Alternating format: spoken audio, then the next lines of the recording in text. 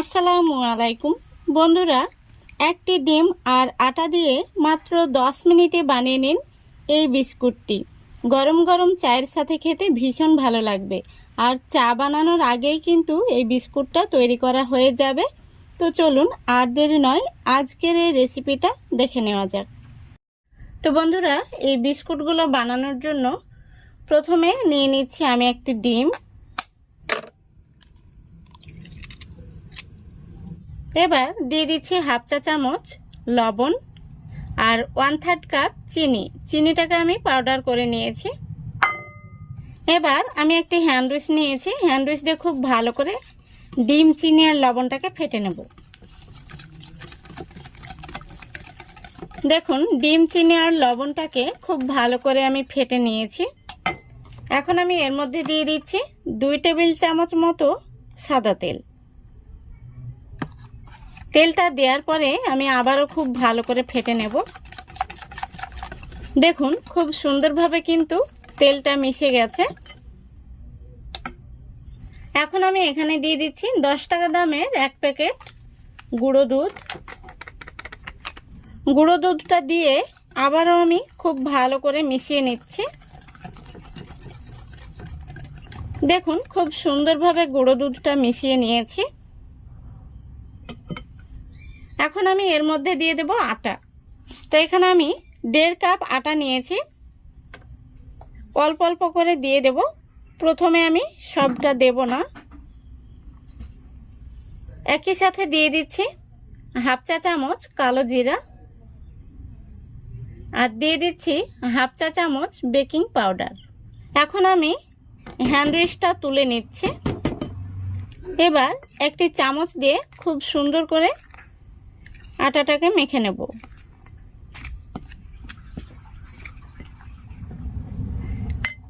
এখন আমি অবশিষ্ট আটাটা দিয়ে দিচ্ছি। এবার আমি চামচটা তুলে নেব আর হাত দিয়ে খুব ভালো করে মেখে নেব।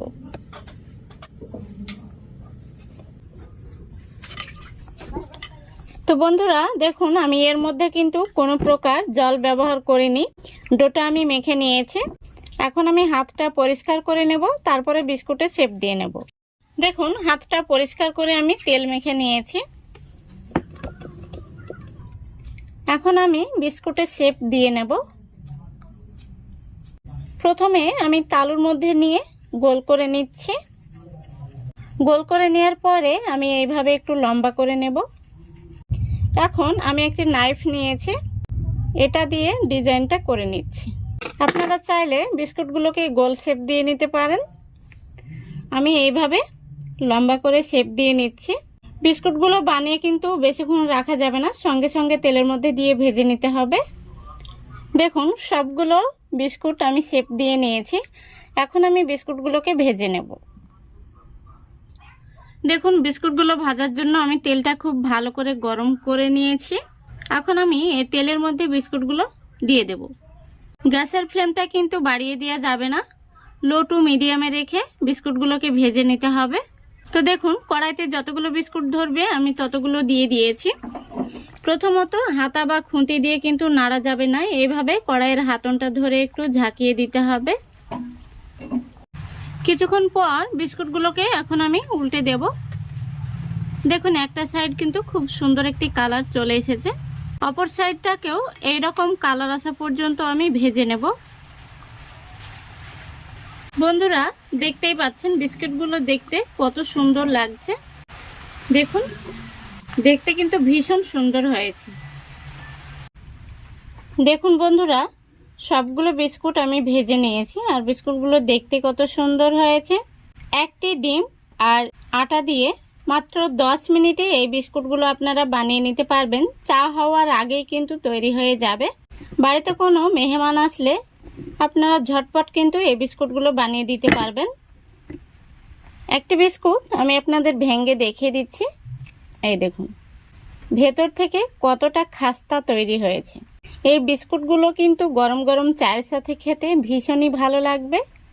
আপনারা চাইলে একবার হলেও বাড়িতে ট্রাই করতে পারেন। আশা করছি আজকের এই রেসিপিটা আপনাদের ভালো লেগেছে। যদি ভালো লেগে থাকে অবশ্যই লাইক কমেন্ট শেয়ার করে দেবেন এবং চ্যানেলটিকে সাবস্ক্রাইব করে অল নোটিফিকেশানটি অন করে সঙ্গে থাকবেন।